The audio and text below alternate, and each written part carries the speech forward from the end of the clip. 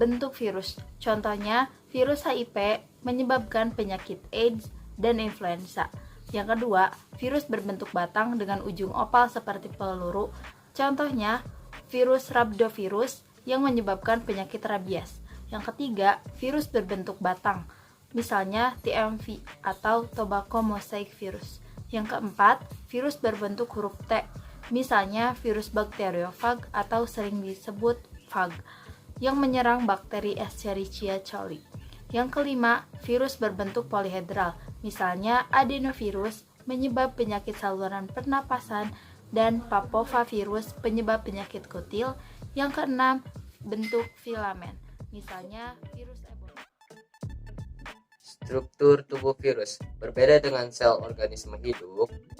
Tubuh virus merupakan suatu sel disebut aseluler karena tidak memiliki dinding sel, membran sel, sitoplasma, inti sel, dan organel sel lainnya.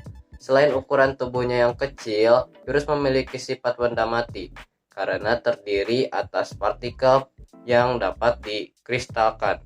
Partikel virus lengkap disebut virion. Virus hanya akan menunjukkan sifat-sifat makhluk, misalnya berproduksi, jika berada dalam sel makhluk hidup. Contohnya, virus bakteriofag memiliki bagian tubuh seperti kepala, leher, dan ekor. Pada bagian ekor, terdapat lempeng dasar dan serabut ekor yang berfungsi sebagai alat menempel dan tempat menginjeksi DNA ke dalam sel inang. Kepala fag berbentuk polihedra segi banyak. Pada bagian kepala hingga ekor terdapat kapsid dan selumbung ekor, bagian terluar, serta asam nukleat pada bagian dalam. Kapsid dan selubung ekor. Kapsid merupakan selubung terluar virus yang tersusun dari banyaknya subunit protein yang disebut kapsomer.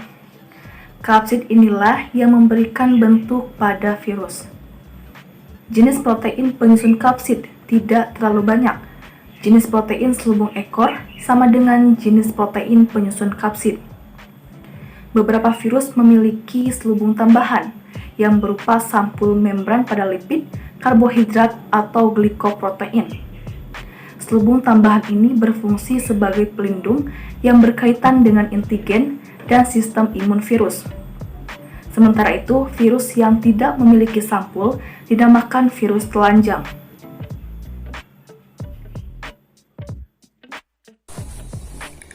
Virus hanya mengandung satu jenis asam nukleat, yaitu DNA atau RNA.